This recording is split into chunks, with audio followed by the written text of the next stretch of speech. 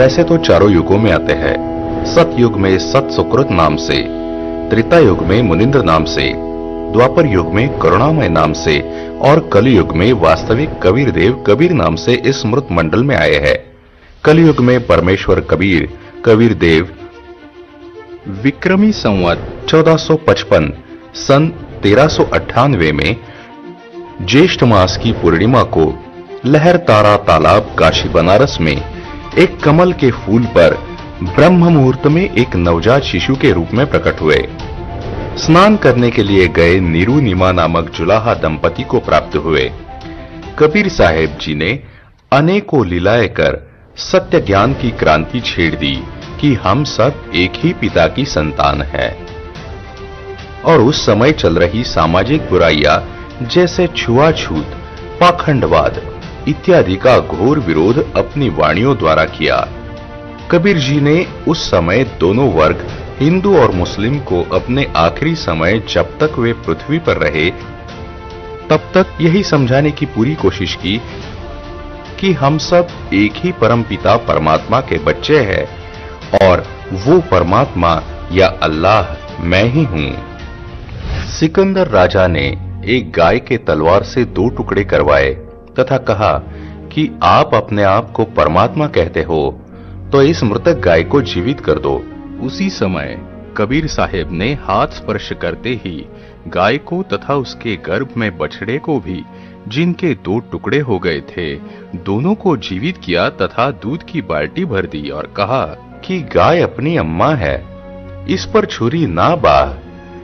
गरीब दास घी दूध को सर्व आत्म खाए।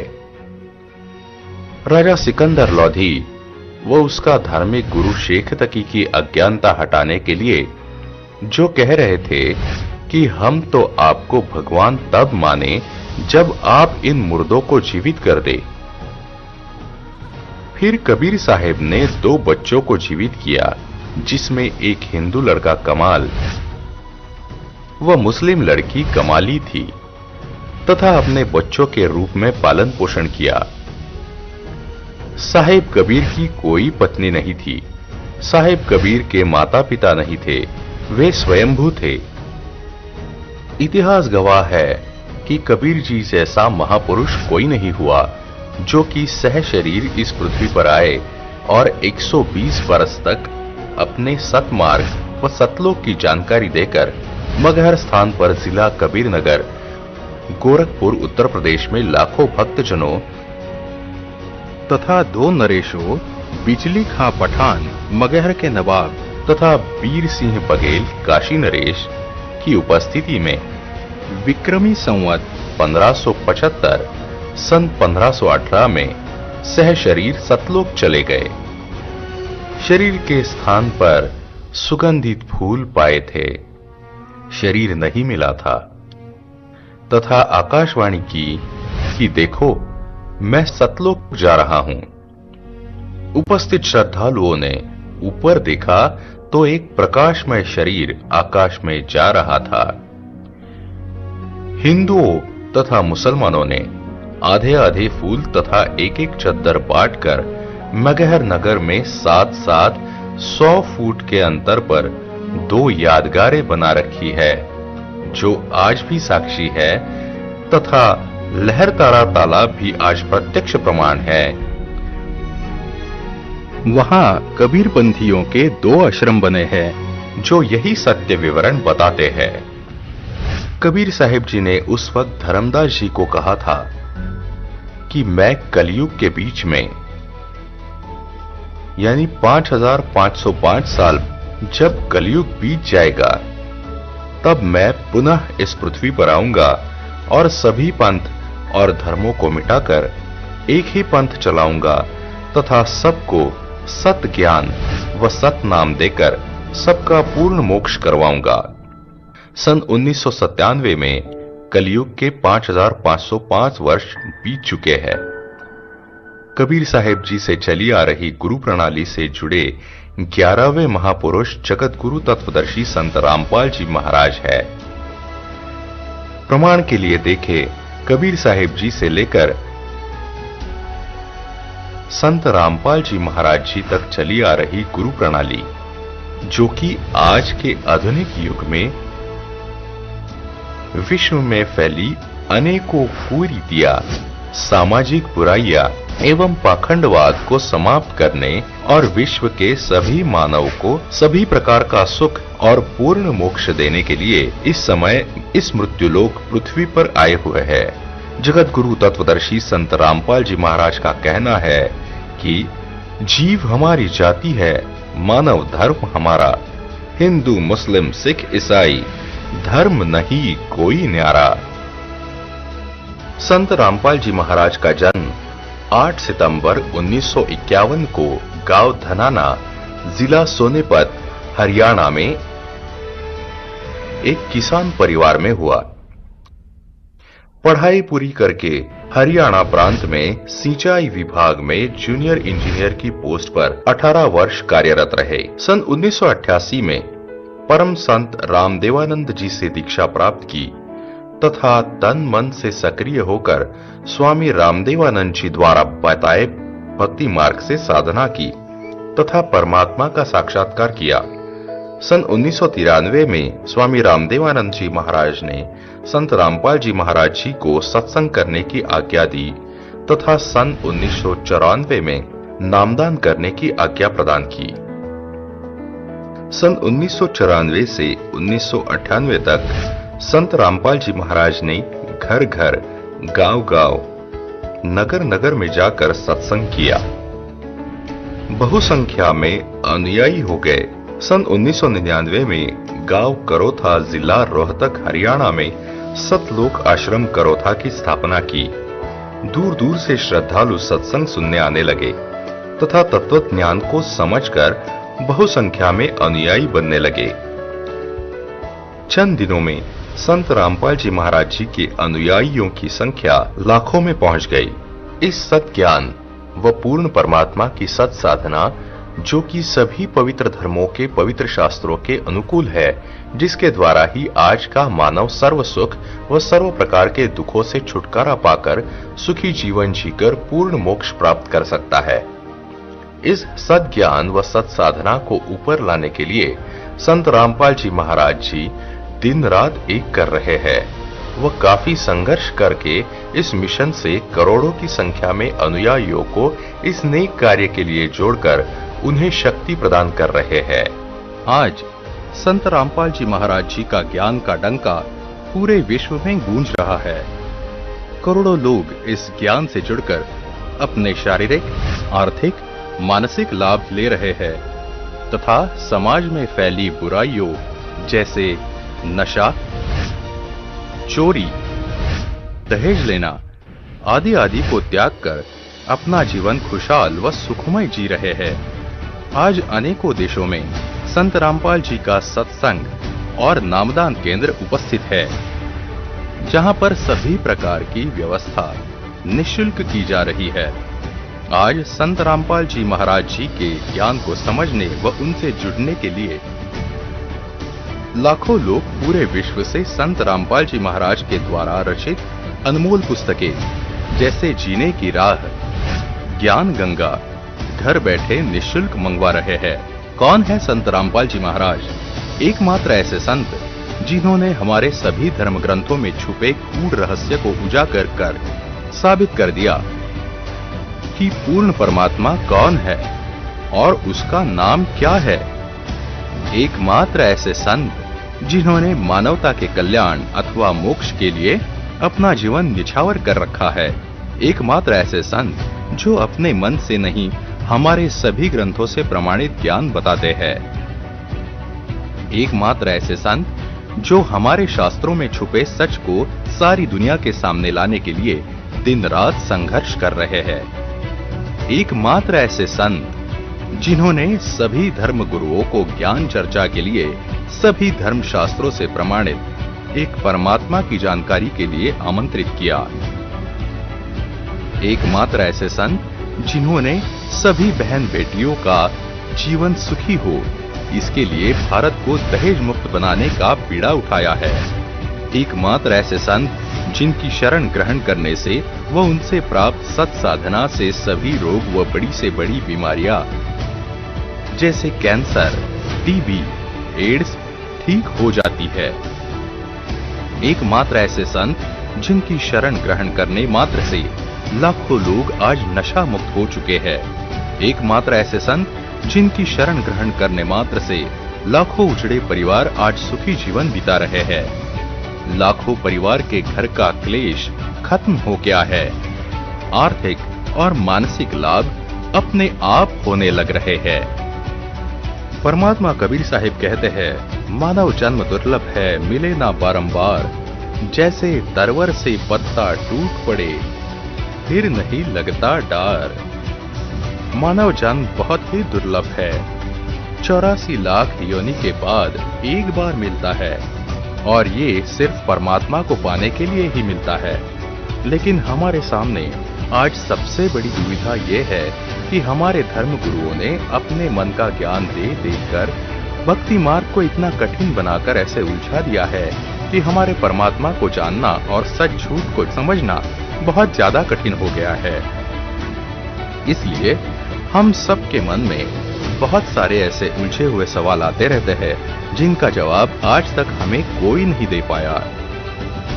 जैसे कि सब कहते हैं सबका मालिक एक है, लेकिन वो एक परमात्मा कौन है? वो परमात्मा कहाँ रहता है? उस परमात्मा का क्या नाम है? वो परमात्मा साकार है या निराकार?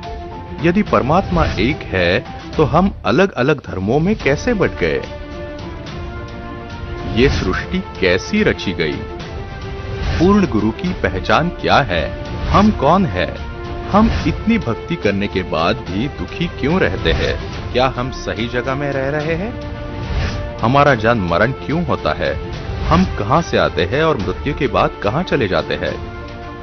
हम सबके मन में कई ऐसे सवाल आते रहते हैं और जब हमने किसी गुरु, पंडित, मौलवी, पादरी, ग्रंथी से पूछना चाहा तो उन्होंने अपने मन के ज्ञान से ऐसा जवाब दिया जो हमें कभी संतुष्ट नहीं कर सका।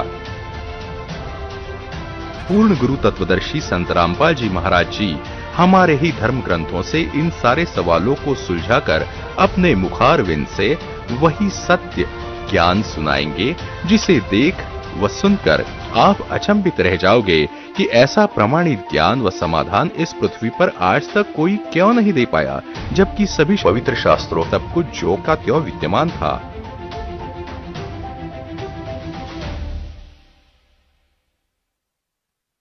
तो यहां आने वाले व्यक्ति को हानि कति नहीं है और कति ज्ञान सुनकर समर्पित होकर आओगे तो आपकी कैंसर का बाप भी ठीक हो जा।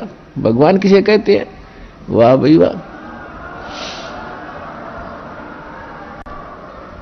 यहां पर कम से कम लाखों भक्तों के कैंसर तक के रोग ठीक हो चुके हैं जिन्होंने समर्पित भाव से परमात्मा पर विश्वास करके नाम लिया और मर्यादा निभाई। क्योंकि दुखी आदमी मर्यादा खूब निभाता है, सुखी तक गड़बड़ कर देता है, समाज को गणा देकर उसने तो अपनी जान दिखाई देती है तो उस पर जल्दी राजी हो है भगवान, जल्दी प्रसन्न होता है, उसका जीवन भी बढ़ावेगा और उसको रोग से मुक्त भी करेगा। लेकिन करेगा अपने हिसाब से, उसकी नीत देख के कि आगे कहीं और गड़बड़ ना कर देगी। आपको संत रामपाल जी महाराज जी से नाम दीक्षा लेने के बाद क्या लाभ मिले? अभी मैं जब से संत रामपाल जी महाराज जी से नाम उपदेश लिया हूँ तो साधना करते करते अभी मेरा जो HIV एड्स है वो बिल्कुल तरह से ठीक हो चुका है, मुझे कोई तकलीफ नहीं है। मेरे को संत रामपाल जी महाराज बताने लगे, आप अब ऐसा करो, अपने लड़के के साथ बातचीत करो। तो मेरा लड़का मेरे को बताने लग गया, आप जहां पर खड़े हो, आप जहां पर खड़े हो वो स्वयं परमेश्वर है। आप इनसे नाम ले लेंगे तो मेरी भी मुक्ति हो जाएगी और आपकी भी मुक्ति हो जाएगी। आपने मेरे को काल के भक्ति में लगाया था तो मेरी भक्ति यहां तक थी तो मैं यहां तक पहुंच गया। आप ऐसा करो कि आप नाम ले लो, जहां पे खड़े हो ये स्वयं परमेश्वर है, ये परमेश्वर है, इनसे आप नाम ले लेंगे तो मेरी मुक्ति तो हो ही जाएगी मगर आपकी भी मुक्ति हो जाएगी और पूरा कुल की मुक्ति हो जाएगी। तो मैंने कुछ भी नहीं सोचा, तुरंत महाराज जी के चरण पकड़ लिए, मेरे को नाम दिला दो। तो महाराज जी मेरे को बताने लगे, संत रामपाल जी महाराज मेरे को बताने लग गए, ये तो टीवी पर देखना, और आपको यहाँ पर बुलाना, ये तो परमेश्वर ने नीला किया था। आपको तो नाम लेना ही कहा था, परमेश्वर ने नीला किया था। तो उसी टाइम पे 11 अक्टूबर को 2012 को हमने शाम को 4 बजे वहां पे महाराज जी के दाय से नाम लिया। मैं 1.5 तोला ले गया सुल्फे का, छत जाते जाते पीता गया जी। मैंने बाहर बस अड्डे में रख दिया। तो उसने ये कहा था, इतनी तो बड़ी बोतल दिलवाऊंगा संत रामपाल जी, अंदर से आएगी कोई बात नहीं, ये तेरे का मैं सर्टिफिकेट बना दूंगा दारू का, और नशे का तो करते रहना, भक्ति करते ना। जैसे मैं अंदर गया, परमात्मा से नाम दे, सिर पे हाथ रखा, वो तो मेरे से पता ही नहीं चला कि कब मेरे लत छूट गई। 3 दिन मैं वहां परमात्मा के साथ संग 3 दिन मैं रह के गया। बाद में मेरे को लोड नहीं पड़ी, और जितना मेरा पोटा पड़ा था घर पे, लीले कैप्सूल और बुक्की और दारू और बंडल, वो जैसे मैंने नाम लेके आया, मैं बाहर आ गया ना, उसको पीना तो दूर, मैंने हाथ भी नहीं लगाया, मैं डंडे से बाहर करके ना मिट्टी का तेल पाके फूका उनको घर पे आके। संत रामपाल जी महाराज से नाम दीक्षा लेने के बाद में मेरे को लाभ मैं बताती हूँ, इतने लाभ मिले मैं बता नहीं सकती, इतने लाभ मिले मेरे को बहुत ज्यादा। क्या आपको जो बीमारी थी, क्या आपको उसमें कोई राहत मिली? हाँ बिल्कुल, बहुत राहत मिली, क्योंकि जब हम आश्रम पहुंचे, आश्रम पहुंचने में परमात्मा का नामदान लिया, और जो उन्होंने मुझे उपदेश दिया, उस उपदेश देने के बाद उन्होंने आशीर्वाद दिया। आशीर्वाद देने के बाद तत्क्षण में मेरा ये रोग वहीं के वहीं दर्द बिल्कुल ठीक हो गया। 3 जगह पैसे लग लिए, अरे अचानक नहीं देने वाले, बैंकों में पैसे आने लगे मेरे। मैं तो हैरान रह गया, इतने चंगा हो गया, इतना खुश हो गया मैं, अरे इतनी आनंद क्यों है मेरे को अंदर से। संत रामपाल जी महाराज जी हमें जो शास्त्र अनुकूल साधना बताते हैं, वो शास्त्र अनुकूल साधना से फायदा होता है। आप ये बताइए, इन रिपोर्ट्स में क्या है? ये रिपोर्ट जो है मेरी, ये पहले कैंसर था, और जब मैं संत रामपाल जी के यहाँ जुड़ा, उसके बाद उन्होंने मुझे आशीर्वाद दिया, और जब मैं नागपुर गया दोबारा चेक कराने के लिए, तो ये नार में रिपोर्ट आई मेरी, ये सबके सामने देखो आप लोग, ये मेरी नार में रिपोर्ट आई आशीर्वाद लेने के बाद संत रामपाल जी का। और उस दिन के बाद से पता नहीं मतलब मैं किस तरह से, जहाँ पे मतलब मेरा माइंड टोटली वर्क करना बंद हो गया था। आज दिन तक मैं कैट्स ऐसे देखते ही मैं ऐसे कांपने लग जाती थी, मुझे इतना डर बैठ गया था। आज दिन तक कभी मेरे सामने ऐसा कोई किस्सा नहीं आया है। आपने संत रामपाल जी महाराज से नाम दीक्षा क्यों ली? क्या आपकी कैंसर की बीमारी ठीक करवाने के लिए? हाँ जी, मैंने कैंसर की बीमारी ठीक करवाने के लिए ही नामदान लिया था, पर बाद में जाके जब ज्ञान समझ में आया, पर फिर मेरे को लगा नहीं, ये बीमारी नहीं, ये मेरे लिए वरदान था। वो परमात्मा आज मिला है सतगुरु रामपाल जी महाराज के रूप में, जिन्होंने सुख के सिवा कुछ नहीं दिया। परमात्मा ने 3 साल से मुझे हथेली पे उठा के रखा है। मैं सोचता हूं और सवेरे उठ के देखता हूं वो पूरा हो जाता है। तो क्या संत रामपाल जी महाराज की शरण में आने के बाद आपको कोई लाभ हुए? संत रामपाल जी महाराज जी की शरण में आने से हमारे जो माइंड में प्रॉब्लम रहती थी वो सही हुई, और हमारी बेटी की जो निमोनिया थी वो भी ठीक हुई। हमारी आर्थिक स्थिति ठीक हो गई। मेरे हस्बैंड की जॉब नहीं होती थी, उनकी जॉब पहले पानीपत में लगी, कॉन्ट्रैक्ट पे लगे थे, 2-2.5 साल तक रहे, आज वो परमानेंट जॉब पे करनाल में लगे। आशीर्वाद मात्र से मेरे गले में जो कैंसर की गांठें थी वो बिल्कुल ठीक हो गई, और मेरे दिल में छेद था वो भी संत रामपाल जी महाराज के आशीर्वाद मात्र से ही बिल्कुल ठीक हूँ मैं। छोटी मोटी बीमारी थी तो परमात्मा की दया से शरण में आने से संत रामपाल जी महाराज के वो भी बिल्कुल दूर हो गई, छोटी मोटी बीमारी जो थी। सतगुरु रामपाल जी महाराज की कृपा से यहाँ आने के बाद में ये नशा पता सब मेरा छूट गया, जबकि इतने कोशिश करने के बावजूद मैं नशे से एक पल भी दूर नहीं रहने पा रहा था। तो पहले बहुत नशे करता था, दारू, गांजा, भांग, शराब, जितने भी हैं टोटल नशे दास किया करता था। संत रामपाल जी की शरण में आने से पहले सबसे पहले तो मुझे एक लाभ हो गया, नशे छूट गए। कैंसर की बीमारी बिना ऑपरेशन, बिना कुछ दवा के संत रामपाल जी महाराज जी ने चरणामृत प्रसाद दिया और आशीर्वाद दिया और भक्ति ज्ञान दिया, और उसके बाद मैं तंदुरुस्त हूँ और दिन में अपना सब कुछ खाता हूँ, मुझे कोई समस्या नहीं है। सबसे बड़े लाभ ये हुआ है कि मेरे पापा जी हैं जिनको डायबिटीज बहुत ज्यादा ही रहती थी, कि 500 से नीचे उतरने वाली डायबिटीज आज एकदम नॉर्मल है। गुरुदेव संत रामपाल जी महाराज से नाम दीक्षा लेने के बाद सदगुरुदेव जी ने ऐसे दया करी कि जिस दिन मैंने नाम दीक्षा ली उसी दिन 5 साल से यानी रोटी नहीं खाई थी, लेकिन उसी दिन मैंने 4-5 रोटी खाई और मेरा जलन का रोग समाप्त होने लगा। संत रामपाल जी महाराज से नाम दीक्षा लेने के बाद मेरा कैंसर का रोग बिल्कुल ठीक हो गया, मैं बिल्कुल स्वस्थ हो गया। जो कबीर जी हैं वो पूर्ण परमात्मा हैं, और सतगुरु रामपाल जी महाराज जी हैं वो कबीर परमात्मा के खुद अवतार हैं, इस धरती पे आए हुए हैं, उन्होंने ही सब रजा की है, उनकी ही दया से हमें सारे लाभ हुए हैं। जब मैं दोबारा गई पीजीआई, फिर वहाँ टेस्ट हुए तो सारे टेस्ट क्लियर हो गए। अब जो मेरी प्रॉब्लम थी तीसरे स्टेज पे थी, वो मेरा कैंसर खत्म हो गया। छोड़ सदगुरु रामपाल जी महाराज जी की शरण में जाने के बाद मैं आज कोई भी फ्रूट है, कुछ भी है, चाहे डस्ट है, मेरे को वो बिल्कुल इफेक्ट नहीं करती है। I can eat everything, I can go anywhere, मैं कुछ भी मतलब आज करने में सक्षम हूँ। जब उस डॉक्टर से मेरी बात हुई तो डॉक्टर ने कहा ये तो सच में आपके गुरुजी का ही चमत्कार है, संत रामपाल जी महाराज का, जो ये ठीक होगा, नहीं तो कैंसर पेशेंट कभी बचता नहीं है इस कंडीशन में। इतना खतरनाक इनको पॉइजन फैल चुका था, पूरा नसों में भर चुका था। उन नसों से ऑटोमेटिकली पॉइजन गायब होना, ये सबसे बड़ा चमत्कार ही है परमात्मा का। और जब से मैं संत रामपाल जी महाराज की शरण में आई हूँ, मेरा 1 रुपया नहीं गया। आज 4 साल हो रहे हैं लगभग, मैंने कोई दवा भी नहीं खाई है, कोई भी नहीं। इवन मुझे सर्दी खांसी और बुखार भी नहीं होता है। तो पाँव टूटने से मुड़ नहीं रहा था, बैठ नहीं पा रहा था, उठ नहीं पा रहा था, दिक्कत आ रही थी। जब संत रामपाल जी महाराज उपदेश लेने के बाद मेरा पैर सही हो गया, और उसके बाद अंदर से एक करीब 4 इंची का धागा तक निकला उपदेश लेने के बाद। 6 महीने के अंदर मेरे हस्बैंड की ड्रिंक छूट गई। उसके बाद 1 साल के अंदर मेरा बॉम्बे में एक फ्लैट बन गया है, मेरा खुद का फ्लैट बना है।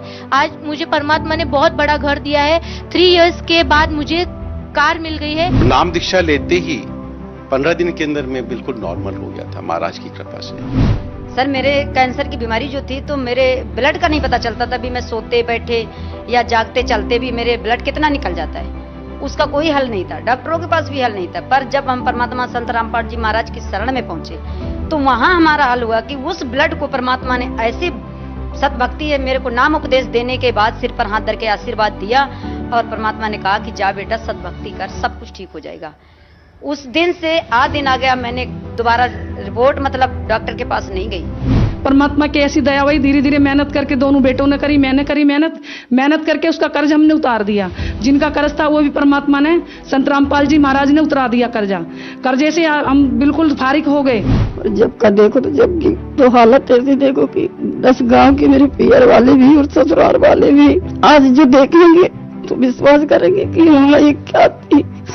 आज इसको गुरु बनाने से, संत रामपाल जी महाराज से, उनके नाम लेने से कैंसर भी ठीक हो गया, टीबी भी ठीक हो गई, और आज मैं बहुत सुखी हूँ, खुश हूँ। मुझे जैसे ही मेरे सर पे सतगुरुदेव ने हाथ रखा, मेरे शरीर में जितनी भी पीड़ा थी, जितने भी दर्द थे, जितनी भी वीकनेस थी, उसी समय 100% खत्म हो गई। जैसे ही मैंने संत रामपाल जी महाराज जी से दीक्षा ली, तो मुझे अपने आप में समझ में आया कि मेरे शरीर में कोई परिवर्तन हो रहा है।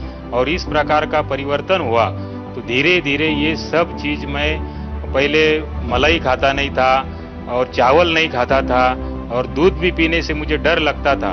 तो ये जैसे ही मैंने दीक्षा ली तो मेरे अंदर एक प्रचंड परिवर्तन होते गया, और आज मैं सभी तरह की चीजें खा सकता हूँ, पी सकता हूँ, और यही मेरे लिए बहुत ही आनंद की बात है कि मेरा स्वास्थ्य लाभ हो गया, मैं सुदृढ़ हूँ और किसी प्रकार की आज बीमारी नहीं है। परमात्मा का जैसे आशीर्वाद मिला उस दिन के बाद आज तक नशा की इच्छा भी नहीं होती है। वो नशा कहाँ चला गया मुझे पता ही नहीं है।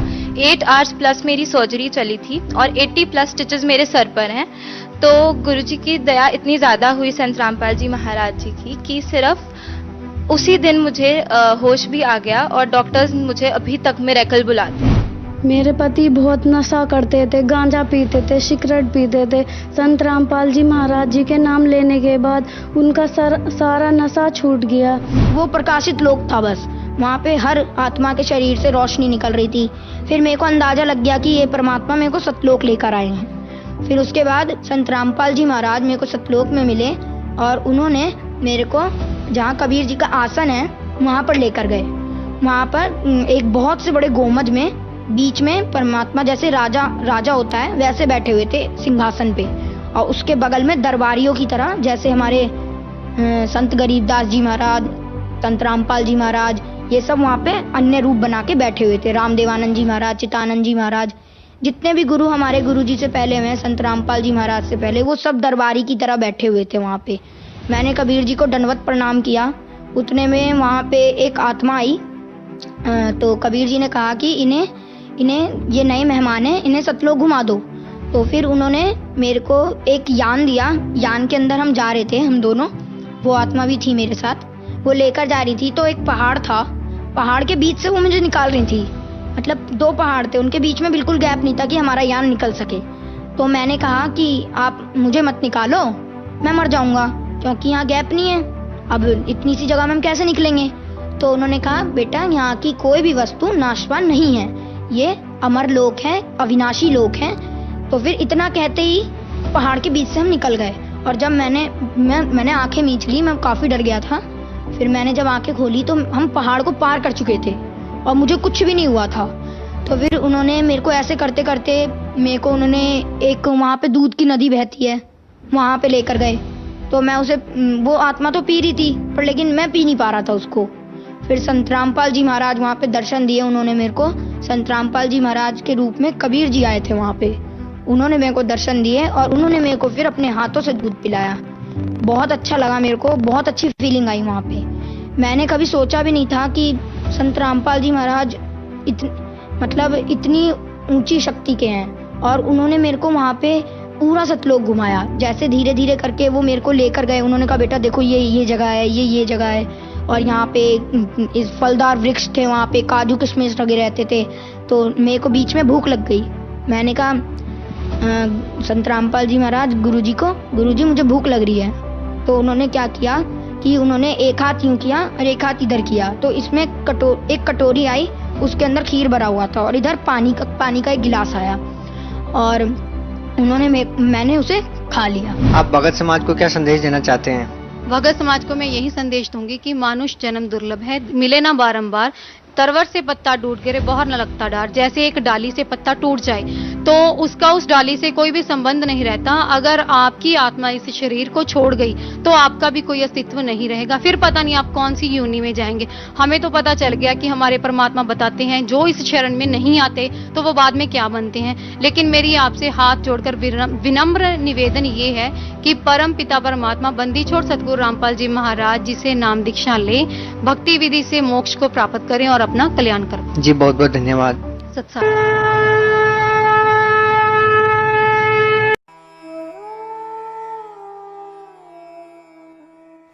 नकली धर्मगुरुओं द्वारा बताई गई मनगढ़ंत शास्त्र विरुद्ध साधनाएं करने से आज आपराधिक गतिविधियां चरम पर हैं। शास्त्र विरुद्ध भक्ति करना भगवान के संविधान के विरुद्ध है, इसे तुरंत त्यागें।